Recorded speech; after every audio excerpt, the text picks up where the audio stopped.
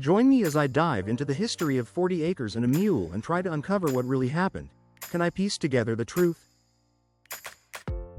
At the end of the Civil War, the United States government made a promise to freed slaves, 40 acres of land and a mule to help them start their new lives as free citizens. But what seemed like a beacon of hope and a chance for African Americans to build a better future would eventually turn out to be an empty promise. The road to fulfilling this promise was riddled with obstacles. For one, the government didn't have a clear plan in place to distribute the land, and the process was slowed down by bureaucratic red tape. On top of that, many southern states were resistant to the idea of giving land to former slaves, and they found ways to circumvent the rule. Meanwhile, many African Americans lacked the resources and knowledge to navigate the complex process of obtaining land. The effects of this unfulfilled promise were far-reaching and devastating.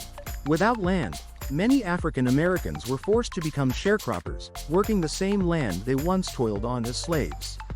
This created a cycle of poverty that would persist for generations. The lack of economic empowerment made it difficult for African Americans to build wealth, access education, and exercise their political rights. One of the major legislative hurdles that prevented the land distribution from occurring as intended was the Southern Homestead Act of 1866. While this act allowed African Americans to purchase land, it came with restrictions that made it difficult for them to actually acquire it. For instance, the land had to be purchased in small plots, which made it hard for freed slaves to accumulate enough land to make a living. Additionally, the process of buying land was often marred by fraud and corruption, further complicating the process. The Johnson administration's interpretation of the Southern Homestead Act was also problematic. President Andrew Johnson, a Southern sympathizer, saw the act as a way to restore power to Southern whites, rather than empowering African Americans. He vetoed several bills that would have expanded the scope of the act, effectively limiting the opportunities for freed slaves to access land. The failure to distribute land as promised was also a result of social attitudes of the time. Many Americans, including some in the North, did not believe that African Americans were capable of owning land or governing themselves. This racist ideology was used to justify the denial of land to freed slaves, and it would continue to shape the country's policies towards African Americans for generations to come.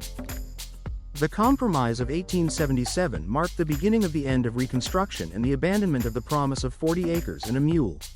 It was a betrayal of the trust that African Americans had placed in the government, and it would have long-lasting implications for the trajectory of American history. The withdrawal of federal troops meant that African Americans were left to face the wrath of white supremacist groups, such as the Ku Klux Klan, without any protection. This led to a wave of violence and intimidation that would continue for decades, making it even harder for African Americans to access land and exercise their rights.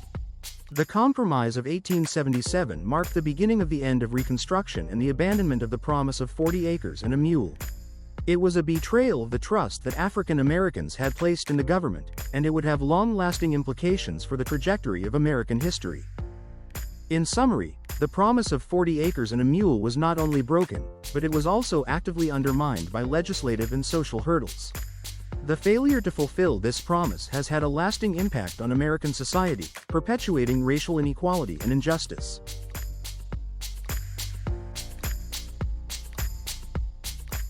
Thanks for watching, and I'd love to hear your thoughts on this topic. What do you think about the legacy of the 40 acres and a mule promise, and what other historical events would you like to learn more about? Leave your comments below. You are invited to subscribe to Comradery Health Agency YouTube channel or go to www.comraderyhealthagency.com or call 224-433-5754.